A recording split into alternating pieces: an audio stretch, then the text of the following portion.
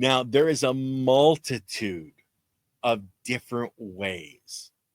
And the biggest ones are going to be your compost.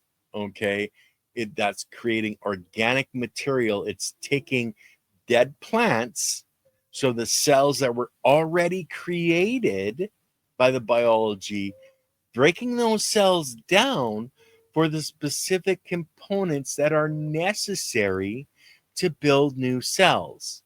So you're basically think of it as a huge recycling facility. Okay. That's Mother Nature. She's developed this recycling of organic material that is then broken down by the biology, transported into your plant to the biology that's there building those next cells.